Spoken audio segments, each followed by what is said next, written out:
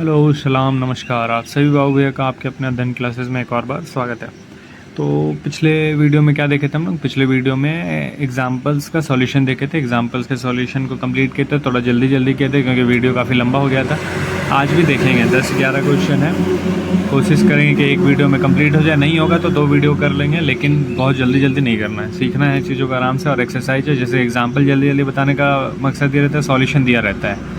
तो मेरे बताने पर ना समझे तो सॉल्यूशन देख के तो समझ आ ही जाएगा, और मेरा बता रहे हैं तो दोनों मैच करें तो कहीं ना कहीं हो जाएगा। और एक्सरसाइज में सॉल्यूशन दिया नहीं रहता है, कोशिश करेंगे आराम से समझने का, लेकिन करना तुम लोगों को, पहला ट्राई तुम ही लोगों को करना है। हम तो कहते ही हैं भाई, न्यूमेरिकल वीडियो मत देखा करो, न्यूमेरिकल पहले खुद से ट्राई किया करो, तब सीखेगा। जूझो, संघर्ष करो, तभी कुछ मज़ा आएगा, नहीं तो फिर क्या देख के कर लिए कॉपी पेस्ट, क्या जीवन में सीख पाएगा। तो चलते हैं, बिना किसी ज़्यादा लेक्चर के शुरू करते हैं। एक्सरसाइज दिख ही रहा होगा, चैप्टर 6 का पहला क्वेश्चन इतना है, पूरा पहला ही क्वेश्चन है, बस देखने में बड़ा दिख रहा है, कुछ है नहीं, बहुत आसान है। कह रहा है कि predict the direction of induced current in the situation describe by the following figure. मतलब अपने को इंड्यूस्ड करंट का डायरेक्शन देना है। अब देखो, इंड्यूस्ड करंट का डायरेक्शन देने के लिए जब बात किया तो कुछ कुछ बातें याद आ जानी चाहिए कि इंड्यूस्ड करंट का डायरेक्शन कैसे दिया जाता है। तो डायरेक्शन के बारे में बात कौन किया था? लेंज लॉ बात हुआ था, एक लेंज लॉ आया था जिससे अपने को इंड्यूस्ड करंट का डायरेक्शन पता चला था। उसमें ये पता चला था कि जिस वजह से वो जनरेट होता है इंड्यूस्ड करंट, उसी का अपोज करता है। मतलब वो किसकी तरह काम करता है? चिट्टी की तरह। उसको डॉक्टर साहब बनाए हैं और वो चिट्टी जो है डॉक्टर साहब का ही विरोध करता है। ठीक है, अभी वैसे तो विरोध करता है, तो वही देखना सीखना है अपने को। अब उसी देखने सीखने में हम लोग देखेंगे पहला क्वेश्चन। पहला क्वेश्चन यहाँ पे दिख रहा होगा शायद, साउथ पोल। अगर नहीं दिख रहा होगा तो बुक तुम लोग खोलना, अपना अपना बुक खोलना, उसमें दिखाई ज़रूर देगा। ये साउथ पोल दिख रहा है, ये अपने पास कॉइल है। अगर ये साउथ पोल है और ये कॉइल है, और अगर हम साउथ पोल को अंदर की तरफ लेके जाएंगे तो हम लोग क्या बात करें? ओपोज करेगा। तो मतलब ये उसका ओपोज करेगा। ओपोज करने के चक्कर में यहाँ कौन सा पोल बनना चाहिए? यहाँ बनना चाहिए साउथ पोल। अब देखो, सारा खेल है यहाँ फिगर का। मतलब फिगर क्लियरली अगर दिख रहा है, समझ आ रहा है, तो बहुत आसानी से कर लेंगे। लेकिन एनसीईआरटी में थोड़ा फिगर इतना मतलब कंजस्टेड टाइप का बनाया है कि समझ नहीं आता है कि एक्चुअल डायरेक्शन क्या है। ठीक है, तो वैसे बात यहाँ पे कर लें तो यहाँ हमको मालूम होना चाहिए क्या, यहाँ पे अंदर लेके जा रहे हैं इसको, साउथ पोल अंदर लेके जा रहे हैं। तो यहाँ पे अपोज करने के लिए भी कौन सा पोल बनना चाहिए? South pole. अब देखो, साउथ पोल बन रहा है तो 2-3 तरीके से हम लोग निकाल सकते हैं। तो साउथ पोल के लिए हम लोग देखे थे कि जब साउथ पोल बनता है तो डायरेक्शन क्लॉकवाइज एंटी क्लॉकवाइज, ये भी हम लोग देखे थे। नॉर्थ पोल के लिए क्या हो जाएगा, जैसे एक बार बता के समझा देते हैं कि अगर कोई कॉइल है अपने पास, जैसे ये सर्कुलर कॉइल है, ये सर्कुलर कॉइल है, अगर नॉर्थ पोल बन रहा है तो ऐसे लिखेंगे, अगर साउथ पोल बन रहा है तो ऐसे लिखेंगे, और अगर नॉर्थ पोल बन रहा है तो देखो ये है करंट का डायरेक्शन, दिखाई दे रहा ना, ये है करंट का डायरेक्शन। साउथ पोल बन रहा है तो ये है करंट का डायरेक्शन। अब साउथ पोल बन रहा है तो डायरेक्शन क्या हो जाता है करंट का? क्लॉकवाइज। नॉर्थ पोल बन रहा है तो डायरेक्शन क्या हो जाता है? Anti clockwise. एक तरीका तो ये हो गया। ठीक है, कि अगर मतलब कोई कॉइल है, उसमें पता चल गया कौन सा पोल बन रहा है तो उसमें हम डायरेक्शन इस तरीके से निकाले। एक तरीका ये हो गया। दूसरा तरीका ये होता है राइट हैंड थंब रूल, कि अगर मान लो ये हम कर्ल कर रहे हैं, अगर अपने को करंट का डायरेक्शन ये फिंगर दे रहा है तो ये जो थंब है वो नॉर्थ पोल का डायरेक्शन देगा। मतलब जिस तरफ थंब इंडिकेट होगा मतलब वो नॉर्थ पोल होगा, और उसके अपोजिट कौन सा पोल हो जाएगा? South pole. ये दोनों तरीका याद रखना, तो बहुत आसानी से कर लेंगे। उसी हिसाब किताब में जब यहाँ पे बात करेंगे तो मतलब जो फिगर हमको दिखाई दे रहा है वो कुछ ऐसा दिखाई दे रहा है, ऐसा करके। ठीक है, इतना ही बनाते हैं, ज़्यादा नहीं बनाते, आदत ख़राब हो जाएगा। ये कुछ अपने पास यहाँ पे Q नामकरण है, यहाँ R नामकरण है, यहाँ P नामकरण है, यहाँ S है। तो यहाँ कहीं ना कहीं साउथ पोल ऐसा बनेगा, हम यही कह रहे हैं। साउथ पोल बनने का मतलब यहाँ का डायरेक्शन क्या हो जाएगा? क्लॉकवाइज। तो यहाँ इस कॉइल में डायरेक्शन क्लॉकवाइज हो जाएगा, लेकिन जब वो क्लॉकवाइज जब यहाँ तक पहुँचेगा तो यहाँ किस में चेंज हो जाएगा? वो एंटी क्लॉकवाइज। देखना तुम लोग एक बार हाथ से कोशिश करना बनाने का। साउथ है तो पोल का डायरेक्शन कुछ ऐसा रहेगा, यहाँ आ जाएगा तो एंटी क्लॉकवाइज। एंटी क्लॉकवाइज मतलब ये, और ये कहने का मतलब QRPQ यही हो जाना चाहिए। तो यहाँ पर डायरेक्शन क्या हो गया? QRPQ। उम्मीद करेंगे समझ आ रहा होगा। थोड़ा सा फिगर वाला चीज़ है तो ऐसे समझाना थोड़ा सा मुश्किल है, लेकिन तुम लोग कोशिश करेगा, कॉपरेट करेगा तो ज़रूर समझ में आने वाला है। बहुत टेंशन वाली बात नहीं है। ठीक है, एक जैसे हम बताएं, सेकंड वाला उसी तरीके का है। सेकंड वाला तुम लोगों को करना है ट्राई, हम थोड़ा सा मदद कर दे रहे हैं। जैसे मान लो ये है अपने पास, फिगर दिखा देते हैं, बुक है अपने पास, फिगर दिखा देते हैं। जैसे सेकंड ये, अब देखो खुद सोचो, इसको जब हम अंदर की तरफ लेके जा रहे हैं, इधर लेके जा रहे हैं, तो इसके पास यहाँ पे साउथ पोल है, तो यहाँ कौन सा पोल बनना चाहिए? अपोज करना है, तो यहाँ अपोज करने के लिए कौन सा पोल बनना चाहिए? साउथ। तो यहाँ पता चल गया अपने को साउथ। साउथ है तो यहाँ कौन सा डायरेक्शन हो जाएगा? क्लॉकवाइज। और यहाँ क्या हो जाएगा? Anti clockwise. फिर से डायरेक्शन निकाल लेगा, तुम लोग उम्मीद करेंगे निकाल लेगा। अब यहाँ पे हम लोग बात करें, ये दूर जा रहा है, नॉर्थ पोल दूर जा रहा है, तो ये क्या करेगा, पास बुलाएगा, आजा उस जन्म आजा। तो जब आजा उस जन्म आजा तो यहाँ क्या बनेगा, एस बनेगा, साउथ पोल बनेगा। जब ये नॉर्थ दूर जा रहा होगा तो उसको अट्रैक्ट करने के लिए यहाँ क्या बनेगा, साउथ पोल बनेगा। अब जब यहाँ साउथ पोल बनेगा तो यहाँ क्लॉकवाइज, फिर यहाँ एंटी क्लॉकवाइज। समझ आ रहा डायरेक्शन, हम उम्मीद कर रहे होंगे समझ आ रहा होगा। हम पूरा यहाँ पे फिगर अगर बड़ा बना के समझा पाते तो बहुत अच्छा होता है, लेकिन हम कोशिश कर रहे हैं कि तरीका बता दें किस तरीके से सॉल्व कर सकते हैं या समझ सकते हैं। अब इस चीज़ को देखा जाए, इस वाले फिगर को देखा जाए। अब देखो ये दोनों भी कुछ वैसे ही है, तो हम ये बताएंगे, ये तुम लोगों को करना होगा। अब देखो यहाँ पे क्या बोल रहा है, टैपिंग की जस्ट क्लोज। जस्ट क्लोज मतलब करंट को ले आया गया, मतलब इस वाले सर्किट में बात करेंगे तो करंट को ले आया गया। तो जब इस वाले सर्किट में हम लोग करंट को बस अभी इंट्रोड्यूस किए हैं, तो मतलब करंट का मैग्नीट्यूड धीरे धीरे बढ़ सकता है। वैसे तो रिवर्स चलने लगा, तो लेकिन हमेशा माने करंट जब आया है तो जीरो था, जीरो के बाद वो बढ़ा है। तो करंट जब बढ़ा है तो मैग्नेटिक फ्लक्स में चेंज आया होगा। अब यहाँ करंट का डायरेक्शन अपने को देखना पड़ेगा कि करंट का डायरेक्शन क्या है। तो यहाँ पे अगर हम लोग करंट का डायरेक्शन देखना चाहेंगे तो ये वाला जो दिख रहा होगा, मतलब ये जो डार्क कलर का एरो दिख रहा होगा वो इनसाइड है, और ये जो लाइट एरो दिख रहा होगा वो आउटसाइड है। तो अगर हम लोग बात करेंगे तो करंट कुछ इस तरीके से आएगा, मतलब अंदर से बाहर की तरफ आ रहा है ना। करंट का डायरेक्शन कुछ ऐसा है, करंट का डायरेक्शन कुछ ऐसा है। तो मतलब यहाँ पे कौन सा पोल बनेगा, नॉर्थ पोल बनेगा। अब उस नॉर्थ पोल को अपोज करने के लिए यहाँ पे कौन सा पोल बनेगा, क्योंकि भाई इंड्यूस करंट अपोज करेगा, तो नॉर्थ पोल को अपोज करने के लिए यहाँ पे भी कौन सा पोल बनेगा, नॉर्थ पोल बनेगा। अगर नॉर्थ पोल हम लोग बनाएंगे तो करंट का डायरेक्शन क्या हो जाएगा, एक्स वाई जेड एक्स। ठीक है, अब हम यहाँ पे फिगर बना के समझाना थोड़ा मुश्किल है, हम बार बार वही कह रहे हैं, लेकिन तरीका हम बता रहे कैसे कर सकते हैं। और यहाँ पे फिर से हम एक चीज़ क्लियर कर दें कि एनसीईआरटी में फिगर यार ऐसा दे रखा है कि कन्फ्यूज़न में तो कौन सा अंदर है कौन सा बाहर है। लेकिन अगर कोई दिक्कत नहीं, अगर हम गलत भी अज्यूम कर ले, लेकिन हम सीख तो रहे हैं।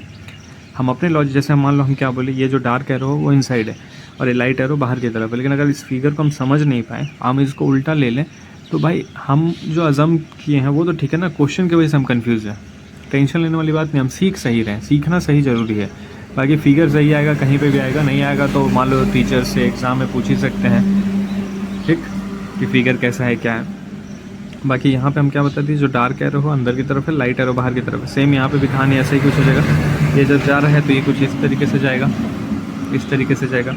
ये नॉर्थ पोल, तो यहाँ पे भी अपोज करने के लिए नॉर्थ पोल बनेगा, और फिर तुम लोग डायरेक्शन निकाल सकते हैं, हम उम्मीद करेंगे। ठीक, हवा में नहीं ज़्यादा जाते। अब ये देखा जाए, हम इसलिए पूरा सॉल्व करके नहीं बता रहे क्योंकि हमको पूरा फिगर बनाना पड़ेगा, पूरा फिगर बना के फिर वहाँ पे लिखना पड़ेगा, जिससे ज़्यादा टाइम चला जाएगा। तो यहाँ फिगर बना हुआ है, लॉजिक हम बता दे रहे कैसे निकाल सकते हैं, एक बार तुम लोग ट्राई ज़रूर करना। ठीक है, अब देखो यहाँ पे बोल रहा टैपिंग की जस्ट रिलीज मतलब उसको हटाएगा मतलब करंट यहाँ पे कम हो जाएगा, मतलब इस कॉइल में करंट कम हो जाएगा। अब देखो ये जो गया है पीछे की तरफ से गया है, पीछे की तरफ मतलब कुछ ऐसे आ रहा होगा करंट, कुछ ऐसे आ रहा होगा ना। तो यहाँ कौन सा पोल बन जाएगा, ये नॉर्थ पोल बन जाएगा। ये वाला जो साइड है कौन सा पोल बन जाएगा, नॉर्थ पोल। अब करंट कम हो रहा है तो करंट कम होने के लिए अपोज करेगा, मतलब ये चाहेगा कि बढ़े, बढ़ाने के लिए यहाँ पे क्या बनाएगा, साउथ पोल बनाएगा। तो इस वाले के लिए यहाँ पे क्या बन जाएगा, साउथ पोल। और जब यहाँ पे साउथ पोल बन जाएगा तो फिर कुछ इस तरीके से करंट जाएगा, है ना।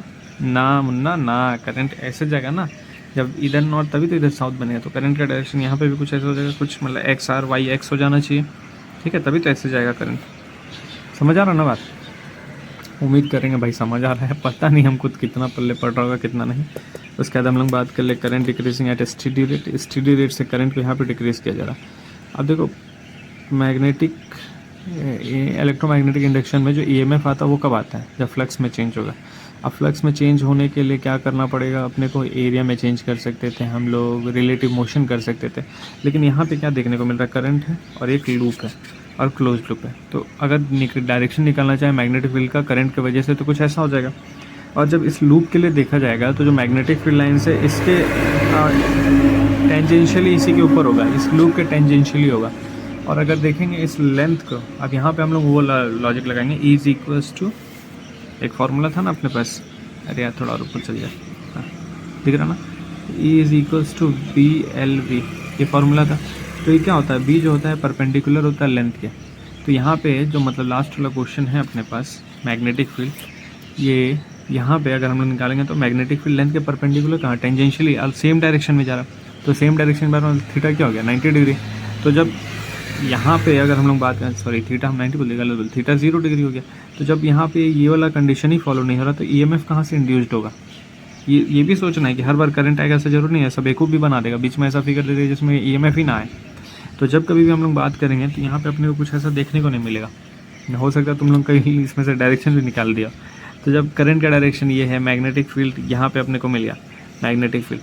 और देखो यहाँ पे बोला है कि current I decreasing eight steady rate, current को कम कर रहे हैं। तो करंट को कम कर रहे हैं तो मान लो फ्लक्स में भी हो सकता है चेंज आए, लेकिन हम लोग जो भी बात करें क्लोज लूप के ही लिए बात कर रहे हैं ना। यहाँ पे कोई रिलेटिव मोशन नहीं करा रहे, कोई एरिया में चेंज नहीं ले आ रहे।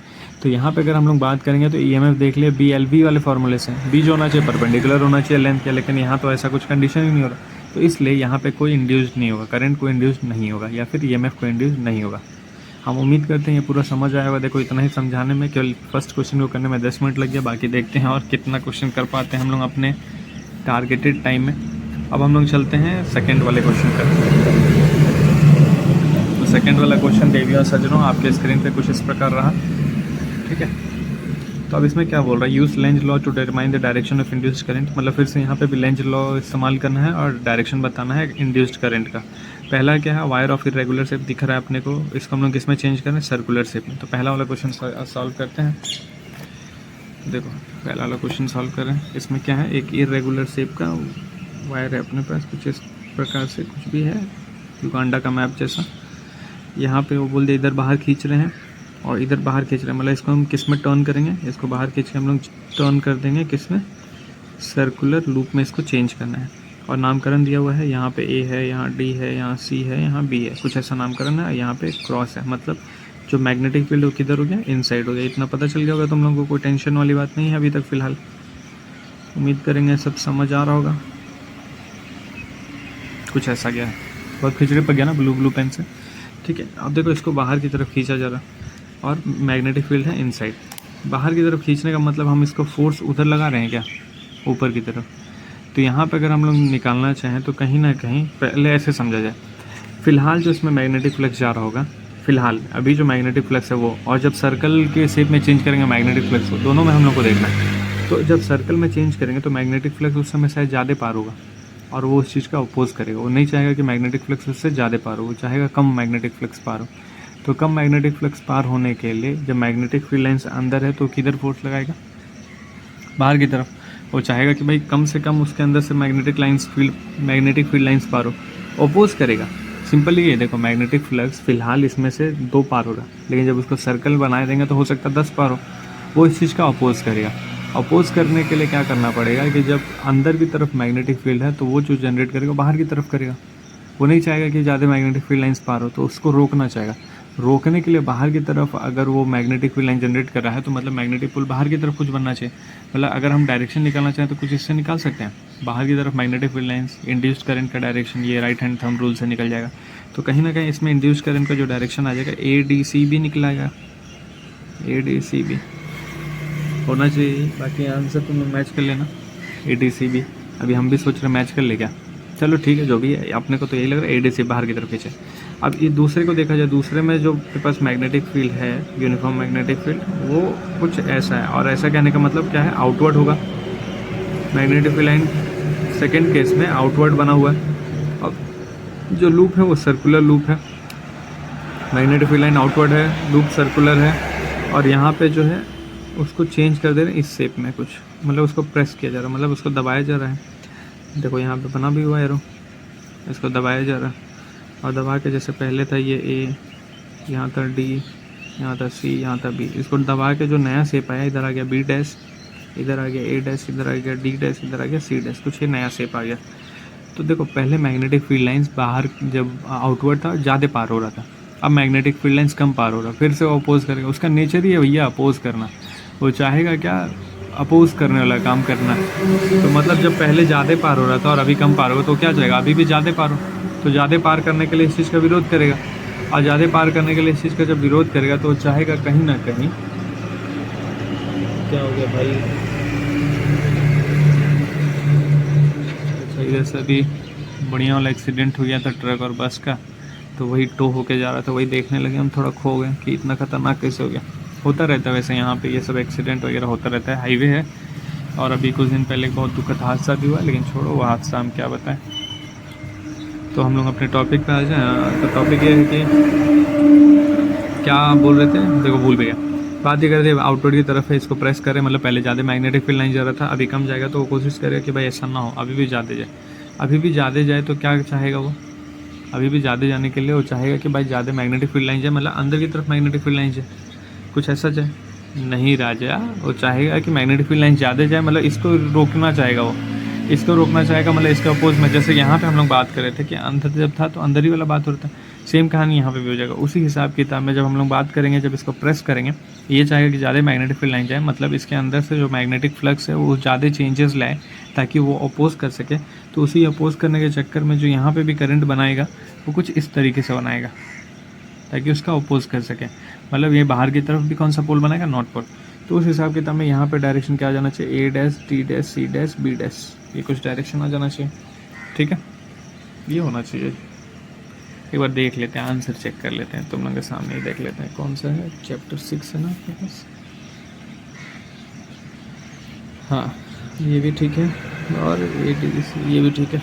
ठीक है, चलो थोड़ा सा कन्फ्यूज़न हो जाता फिगर को देख के एनसीईआरटी का, लेकिन ठीक है, और कन्फ्यूज़न होना ज़रूरी है क्योंकि अपने ऊपर ज़्यादा सेल्फ कॉन्फिडेंस रहेगा तो दिक्कत है, वो भारी पड़ जाता है। ऐसा थोड़ी है कि हमको सब आता होगा, कुछ कुछ आता है, जितना आता है वो समझा दे रहे हैं, बता दे रहे हैं। अब हम लोग चलते हैं अपना नेक्स्ट क्वेश्चन 6.3 पे। तो अब फिगर वाला कहानी ख़त्म होता है, लेकिन बहुत इंपॉर्टेंट है फिगर वाला क्वेश्चन। फिगर वाले क्वेश्चन को समझना, बूझना, लिखना, पढ़ना बहुत ज़रूरी है, क्योंकि इस टाइप का क्वेश्चन ही आसान है लेकिन कन्फ्यूज़न भी ज़्यादा करता है और गलती भी ज़्यादा होता है। बाकी सॉल्व करने वाले में क्या, या तो आएगा या तो नहीं आएगा, कि ऐसा लगेगा कि यार ये तो आ रहा है, लेकिन फिर ऐसा भी लगेगा नहीं यार गलत लग रहा है, तो ये कन्फ्यूज़न ज़्यादा क्रिएट करता है फिगर वाला। फिलहाल हम लोग चलते हैं 6.3 को करते हैं। 6.3 पहले तुम लोगों को दिखा दे, देवी और सजना आपके स्क्रीन पे 6.3 वाला क्वेश्चन कुछ इस प्रकार रहा। कह रहा है कि a long solenoid with 15 turn per centimetre, मतलब टर्न पर यूनिट लेंथ दे दिया अपने को। ठीक है, स्मॉल एन का value has a loop area अपने को पता चल गया, सेंटीमीटर स्क्वायर चेंज करना पड़ेगा। Placed inside a solenoid normal to its axis, मतलब लॉन्ग सोलेनॉइड है जिसमें 15 टर्न पर सेंटीमीटर है, उसके अंदर एक एरिया को रखा गया है। If the current carried by the solenoid changes, मतलब करंट का जो चेंज है वो 2 से 4 हो रहा है इतने टाइम में। Induced EMF while the current is changing था। तो कुल मिला के अपने को निकालना क्या है वो हम लोग समझ लिया। अपने को निकालना है इंड्यूस्ड ईएमएफ, ये निकालना अपने को। क्या क्या दे दिया था, number of turns per unit length अपने को दे दिया था, तो वो कितना दिया था, n is equals to capital 15 turn per centimetre. तो एक सेंटी, देखो ऐसे समझो, 1 सेंटीमीटर में 15 टन यूनिट होता है अपना मीटर का, तो दोनों तरफ 100 का मल्टीप्लाई कर दे तो ये 100 सेंटीमीटर हो जाएगा, और यहाँ पे 1500 टन हो जाएगा, और ये हो जाएगा 1 मीटर। तो 1 मीटर में कितना टन है अपने पास, 1500 टन है। चलो ये निकल आया। उसके बाद क्या दे रखा था अपने को, एरिया दे रखा है 2 सेंटीमीटर स्क्वायर। 1 सेंटीमीटर मतलब 100, तो 2 × 10⁻⁻⁴ हो जाएगा क्या, मीटर स्क्वायर। ठीक है, ये हो गया एरिया अपने पास। कह रहा करंट आई जो है 2 से 4 होगा, मतलब चेंज अपने को निकालना, तो 4 - 2 करना पड़ेगा, तो मतलब जो चेंज ऑफ करंट हो कितना है, 2 है। और ये हरकत कितने देर में हो जा रहा है, 0.1 सेकंड में। मतलब आई है अपने पास, टी है अपने पास, ए है अपने पास, और यहाँ पे एन है, और निकालना है अपने को इंड्यूस्ड ईएमएफ। तो इंड्यूस्ड ईएमएफ का फॉर्मूला क्या है, तो अगर ईएमएफ का फॉर्मूला हम लोग निकालें, क्या है भाई फॉर्मूला, NdΦ/dt है क्या, और एन बात कर लिए माइनस के साथ होता है, लेकिन अगर मैग्नीट्यूड निकालना है अपने को, केवल हम लोग मैग्नीट्यूड के बारे में बात करें तो माइनस को हटा दिए, केवल हम मैग्नीट्यूड निकाल रहे हैं। और ये बात हो रहा है सोलेनॉइड के लिए, तो फिलहाल ये एन भी हट जाएगा, सोलेनॉइड के लिए बात हो रहा। तो सोलेनॉइड के लिए बी का फॉर्मूला क्या होता है, μ0 याद है, μ0 तो सोलेनॉइड के लिए अगर बात कर लें तो बी d/dt, फाई का हो जाएगा क्या, फाई होता है BA, क्या हो जाएगा बी हो जाएगा μ0 d/dt। फिर यहाँ पे हम लोग बात कर ले μ0 d/dt, क्योंकि चेंज होने वाला पार्टी क्या है, यहाँ पे करंट है। अब वैल्यू पुट करो, वैल्यू μ0 का क्या हो जाएगा 4.2 10⁻⁻⁷, n क्या हो जाएगा number of turns per unit length, मतलब 1500, और a क्या हो जाएगा, a हो जाएगा 2 × 10⁻⁴, और di/dt क्या हो जाएगा 2/0.1, मतलब 10⁻⁻1 से मल्टीप्लाई करते हैं, या 0.1। कुल मिला के इसको सॉल्व करो और अपना आंसर आ जाएगा। इसको सॉल्व करने के बाद आंसर आने वाला, और वो सॉल्व करने का जिम्मेदारी किस पे है, तो तुम लोग जानते ही, अगर वीडियो देख रहे हो तो सॉल्व करने का जिम्मेदारी तुम लोग पे है। तो कुल मिला के देखो यहाँ क्या था, सिंपल फार्मूला था, ये इंड्यूस्ड ईएमएफ का dy/dt एन के साथ होता है, लेकिन सोलेनॉइड है तो इस एन को नहीं, हम लोग बी वाले एन को इस्तेमाल करेंगे। तो ईएमएफ का आ गया, ये मैग्नीट्यूड आया, यहाँ पे हम माइनस नहीं लगाएं क्योंकि डायरेक्शन बताता, फिजिक्स में माइनस क्या बताता है, डायरेक्शन, इसी वजह से। उसके बाद चलिए फिर हम लोग आगे करते हैं, और आगे क्या करेंगे हम लोग 6.4 करेंगे आगे। 6.4 क्या है तो देवी और सच में आपके स्क्रीन पर ये रहा 6.4। क्या रहा, क्या rectangular wire loop of side 8 centimetre and 2 centimetre with a small cut is moving out of region of a uniform magnetic field of magnitude इतना। क्या रहा, एक रेक्टेंगुलर लूप है जिसका साइड 8 और 2 सेंटीमीटर है, उसमें एक स्मॉल कट लगा हुआ है, उसको यूनिफॉर्म मैग्नेटिक फील्ड से बाहर निकाल रहा है, मैग्नेटिक फील्ड दिया हुआ है। What is the EMF developed across the cut if the velocity भी दिया हुआ अपने को इन अ डायरेक्शन, अच्छा normal to the longer side shorter to the for how long in this. तो ठीक है, क्वेश्चन हम समझ गए, अब क्वेश्चन तुम लोगों को फिगर बना के समझा रहे हैं। ठीक है, देखो क्वेश्चन समझ में आ जाए तो आधा काम तो ऐसे ही हो जाता है। क्वेश्चन ये कह रहा है ना कि एक और बार पढ़ लें हम, एक रेक्टेंगुलर लूप है जिसका साइड कितना दिया हुआ 8 सेंटीमीटर और 2 सेंटीमीटर, मान लो यही हम बना दिया रेक्टेंगुलर लूप, ये हो गया 8 सेंटीमीटर, ये हो गया अपने पास 2 सेंटीमीटर। इसमें क्या रहा, एक छोटा सा कट लगा दिया, तो छोटा सा कट लगा दिया मान लो यहाँ पे, ठीक। Moving out of region uniform magnetic field, अब क्या रहा है कि इसको हम लोग मैग्नेटिक फील्ड से बाहर निकाल रहे हैं। वो मैग्नेटिक फील्ड हम लोग मान लो क्रॉस ले लेते हैं, क्योंकि क्रॉस अपने लिए सिंपल रहता है समझने के लिए, कुछ भी ले सकते हैं, ऐसा कुछ नहीं है, लेकिन ये होना चाहिए कि परपेंडिकुलर होना चाहिए इस लूप के।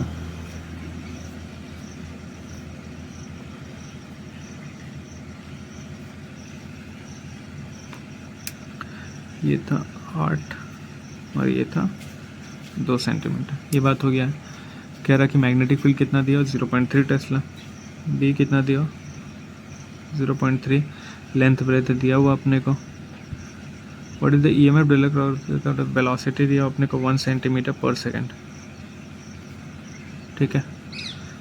और क्या दिया हुआ, in direction normal to the, हाँ अब इसको मूव करा रहे लॉन्गर से, मतलब एक बार ऐसे मूव कराएंगे और एक बार एक और फिगर बना दें शॉर्टर साइड, मतलब इस तरीके से मूव करेंगे, इधर से मान लेते हैं, और वही मैग्नेटिक फील्ड है क्रॉस,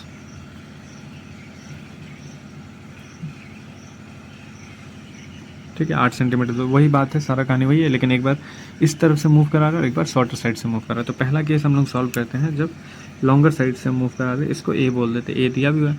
तो क्या रहा है कि अपने को क्या निकालना है, ईएमएफ डेवलप्ड। ईएमएफ का फॉर्मूला क्या हो जाएगा भाई, अब देखो जब कभी किसी लेंथ को किसी मैग्नेटिक फील्ड में मूव कराते हैं, मतलब वेलोसिटी अगर है उसके पास, तो यहाँ वेलोसिटी है ना, तो जो ईएमएफ का फॉर्मूला होता है वी एल बी। और यहाँ पे एक चीज़ याद रखना, ये जो बी होना चाहिए वो परपेंडिकुलर होना चाहिए आइदर लेंथ और वेलोसिटी के, या तीनों आपस में म्यूचुअली परपेंडिकुलर होना चाहिए। तो हम केवल बी को एल से देख लेते हैं, बी अंदर की तरफ एल ऐसा, मतलब बी अंदर की तरफ एल ऐसा, यही तो है, बी अंदर की तरफ एल ऐसा है, तो दोनों में आपस में एंगल कितना बनेगा 90 डिग्री तो बन तो रहा है, तो 90 डिग्री बन रहा है। तो अगर हम तीनों का म्यूचुअली परपेंडिकुलर देख लें तो बहुत अच्छी बात हो जाएगी अपने लिए। तो ये ऊपर की तरफ जा रहा है, लेंथ ये है, लेंथ ये ऊपर की तरफ और वो अंदर की तरफ, तो देखा जाए मतलब लेंथ ये ऊपर की तरफ 90 डिग्री और वो अंदर की तरफ, तो तीनों आपस में म्यूचुअली परपेंडिकुलर, मतलब ये फार्मूला लग सकता है। और वेलोसिटी है तो पहला ख्याल इसी फार्मूले पे आना चाहिए। तो बी एल बी हो गया, बी अपने पास कितना है 0.3, एल कितना है अपने पास 8 सेंटीमीटर है, तो 8 सेंटीमीटर को चेंज करेंगे तो 0.8 हो जाएगा क्या, 100 तो 0.08, तो 8 इंटू 10⁻² कर देते हैं, ठीक है। v कितना है अपने पास 1 सेंटीमीटर पर सेकेंड, तो 1 सेंटीमीटर को भी चेंज करेंगे मीटर में तो कितना हो जाएगा 10⁻² मीटर पर सेकेंड। तो कुल मिला के ये अपने पास कुछ वैल्यूज़ आ गया, जिसको हम लोग सॉल्व करेंगे तो अपना आंसर निकल आएगा। क्या कौन सा आंसर निकलेगा, इंड्यूस्ड ईएमएफ वाला। सेम कहानी यहाँ पे भी इंड्यूस्ड ईएमएफ निकाल ले, तो E B L V, B तो वही रहेगा 0.3, लेकिन एल जो है वो चेंज हो जाएगा। जैसे यहाँ पे 8 सेंटीमीटर का लॉन्ग खींच रहे थे, यहाँ पे हम लोग 2 सेंटीमीटर का लॉन्ग खींच रहे हैं, तो 2 इंटू 10⁻², बाकी वेलोसिटी भी वही रहेगा। इसको भी सॉल्व करेंगे, अपने पास आंसर आ जाना है। अब इसी में जो दूसरा पार्ट है ईएमएफ के बाद, जो दूसरा पार्ट इसमें पूछा है, for how long does the induced voltage last in each case, मतलब ये जो ईएमएफ जनरेट हो रहा है यहाँ पे वो कितने देर तक रहेगा। तो भाई जितने देर तक ये रेक्टेंगुलर लूप इस मैग्नेटिक फील्ड में रहेगा उतने देर तक ये ईएमएफ रहेगा। जैसे ये बाहर चला जाएगा मैग्नेटिक फील्ड से तो ईएमएफ ख़त्म, यही ना होगा। तो बाहर जाने के लिए जैसे देखो इसका, हमको अगर इधर से खींच रहे हैं तो बाहर ये वाला हिस्सा निकलेगा, अगर हम इसको इधर से खींच रहे हैं तो बाहर यहाँ तक जब तक नहीं निकलेगा तब तक हम नहीं कहेंगे बाहर निकलना, मतलब बाहर निकलने वाला हिस्सा ये है। अब देखो यहाँ पे हम लोग को जो बाहर निकलना है वो क्या निकलना है, हमको बताना कितने देर तक रहेगा, मतलब क्या निकालना है, टाइम निकालना है। टाइम निकालना है, टाइम का फॉर्मूला क्या होता है, speed is equal to distance upon time. बचपन में पढ़े तो टाइम का फॉर्मूला क्या हो जाएगा, डिस्टेंस अपॉन स्पीड। हम लोग को कितना डिस्टेंस निकालना है, तो 2 सेंटीमीटर का निकालना है। किस स्पीड से चल रहा है, 1 सेंटीमीटर पर सेकंड से चल रहा है। सेकंड ऊपर चलेगा तो मतलब कुल मिला के यहाँ पे इस वाले केस में कितने देर तक EMF रहेगा, मात्र 2 सेकंड के लिए। लेकिन जब इसको हम लोग बाहर खींच रहे हैं इस तरफ से, तो हम लोग को कितना निकालना है, अब टाइम फिर यहाँ पे निकालना है। यहाँ पे निकालना अपने को 8 सेंटीमीटर वाला हिस्सा बाहर निकालना है, और कितने स्पीड से खींच रहे हैं इसको हम लोग, 1। तो कुल मिला के ये कितने देर तक रहेगा, 8 सेकंड तक रहेगा। तो यहाँ पे जो EMF इंड्यूस्ड होगा वो कहीं ना कहीं 8 सेकंड तक रहेगा, और यहाँ पे जो इंड्यूस्ड होगा वो 2 सेकंड तक रहेगा। उम्मीद करेंगे समझ आया होगा, बहुत टफ नहीं है। अब बहुत टफ नहीं है, फिगर वाला थोड़ा कंफ्यूजन है, तो बाकी कोई टफ नहीं, फार्मूला बेस्ड है सब। अब 6.5 कर लो। वैसे वीडियो भी 25 मिनट का बन गया, लास्ट क्वेश्चन रखते हैं, उसके बाद फिर दूसरा वीडियो बनाते हैं। दूसरे वीडियो में मतलब कंप्लीट किया जाएगा। तो देवी और सज्जनों 6.5 आपके स्क्रीन पे कुछ इस प्रकार है। कह रहा है कि 1 metre long metallic rod is rotated with an angular frequency of 400 radian per second about. जैसे देखो, जब कभी मेटेलिक रॉड आ जाए और उसको रोटेट करें हम लोग, तो एक फार्मूला दिमाग में आ जाना चाहिए इंड्यूस्ड EMF वाला, कि BR² ω/2। ये जो हम लोग कल निकाले थे, मतलब इसका डेरिवेशन NCERT एग्जाम्पल में एक क्वेश्चन था, उसी में किया गया था, और वहीं से हम इसको सॉल्व करेंगे। तो क्या रहा है कि लॉन्ग मेटेलिक रॉड है जिसको रोटेट कर रहे हैं, जिसका एंगुलर फ्रीक्वेंसी दे दिया, X is normal to the rod passing through its one end, the other end of the rod is contact with. देखो वही सारा कहानी है, बस अलग शब्दों में। कह रहा है uniform magnetic field parallel to the axis exist everywhere, calculate the EMF। तो फिगर समझ लिया। क्या रहे कि पहले फिगर बनाते हैं, क्वेश्चन पढ़ लिए, फिगर बनाते हैं। फिगर्स बनाना समझना जरूरी है कोई भी क्वेश्चन के लिए। कह रहे कि 1 मीटर लॉन्ग मेटेलिक रॉड है, तो मान लो ये हो गया 1 मीटर लॉन्ग मेटेलिक रॉड इस रोटेटेड विद एंगुलर फ्रीक्वेंसी, और इसको हम लोग रोटेट कर दे रहे हैं 400 रेडियन पर सेकंड से। ये हो गया कुछ ऐसा रोटेशन इसका हो रहा है। About an axis normal to the rod passing through its one end, मतलब एक रॉड इसके नॉर्मल से पास कर रहा है, मतलब रॉड का जो एंड है उसके उस पॉइंट के एक से नॉर्मल हम लोग पास करा के उसको रोटेट करा रहे हैं। ये हो गया। जो अदर एंड है वो किसी मेटेलिक रिंग से, मतलब ये क्या अपने पास एक मेटेलिक रिंग है, कांस्टेंट यूनिफॉर्म मैग्नेटिक फील्ड 0.5। क्या क्या दे दिया, तो यहाँ पे R हम कह सकते हैं, क्या ये R का काम करेगा 1 मीटर, ठीक है। उसके बाद ओमेगा दे दिया अपने को 400 रेडियन पर सेकंड। उसके बाद अपने को दे दिया है मैग्नेटिक फील्ड 0.5 टेस्ला का, और कह रहा parallel to the axis exist everywhere, मतलब ये जो एक्सिस है उसके पैरेलल कहने का मतलब यही तो हो जाएगा। जैसे मान लो ये एक्सिस हम लिए हैं, उसके पैरेलल मैग्नेटिक फील्ड अगर बना दे तो ये हो जाए या इधर बाहर या अंदर की तरफ। और हम लोग का फेवरेट क्या है, अंदर की तरफ। हम लोग मैग्नेटिक फील्ड यहाँ पे कैसा ले लेंगे, अंदर की तरफ, और इसका एक्सिस भी किधर जा रहा है, अंदर की तरफ। तो पैरेलल दोनों हो गया। Calculate the EMF developed between the centre and the ring, मतलब अपने को क्या निकालना, EMF। तो जब कभी भी ऐसा केस आ जाए, कल ही हम लोग डिस्कस किए थे ऐसा सेम क्वेश्चन कि एक रोटेट किया जा रहा है, तो वहाँ पे भी शायद अपने को EMF ही निकालना था। तो वहीं से हम लोग एक फार्मूला ले आए थे। वो फार्मूला क्या था, तो देखो ऐसे ही याद करना, हमको भी फार्मूला याद नहीं, लेकिन अभी तुम लोग के सामने हम भी कोशिश करें याद करने का। तो फार्मूला था BR² ω/2, यही था, ठीक है। आप वैल्यू पुट कर लो, तो B है अपने पास, R है अपने पास, ओमेगा, सब तो दे ही दिया यार। ये तो मजाक कर रहा हूँ अपने साथ, कुल मिला के ऐसा लग रहा है। तो अगर फार्मूला याद है तो देखो चीज़ें कितना सिंपल हो जाएंगे। और ये फार्मूला कैसे आया, मतलब यहाँ तो हम लोग ना डेरिवेशन में प्रैक्टिस किए हैं ना एक्सरसाइज में, ये हम लोग जब एग्जाम्पल का क्वेश्चन किए तो वहाँ से ये फार्मूला मिला था। तो एग्जाम्पल का क्वेश्चन भी जरूरी है, क्योंकि एग्जाम्पल से क्वेश्चन से, और पिछले बार भी हम लोग देखो टॉर्क वाला एक डेरिवेशन किए थे, तो एक नया फार्मूला मिला था पिछले कुछ चैप्टर्स में। तो एग्जाम्पल का क्वेश्चन भी बहुत जरूरी है, उससे भी कुछ नया सीखने को मिलता है। अगर वो सीख ले रहे हैं तो देखो अप्लाई हो जा रहा है एक्सरसाइज में, ठीक है, अपने लिए सिंपल हो जा रहा है। और नया नया चीज़ सीखेंगे, नया एफर्ट्स लगाएंगे तो अपने लिए बढ़िया रहेगा। बाकी तो तुम लोगों का मर्जी, जो मर्जी वो करो। बाकी रकसगंडा फॉल ही देखना है तो बात अलग है, ये सब वीडियो नहीं देखना तो भी बात अलग है। हम तो बनाते चल रहे हैं, जो देख रहे हैं उनका भी भला हो, जो ना देखें उनका भी भला हो, सबका भला होता रहे, कुछ ख़राब ना रहे, ठीक है। तो ख्याल रखो। वैसे भी 28 मिनट का वीडियो बन गया, तो ख्याल रखो अपना, पढ़ाई करते रहो, थोड़ा मोड़ा, ज़्यादा नहीं करना है, इतना कर लो कि अच्छे से पास हो जाना। बाकी जो है अगले वीडियो में बनाते हैं नेक्स्ट क्वेश्चन, अगले वीडियो में सॉल्व करते हैं। तब तक के लिए बहुत बहुत धन्यवाद।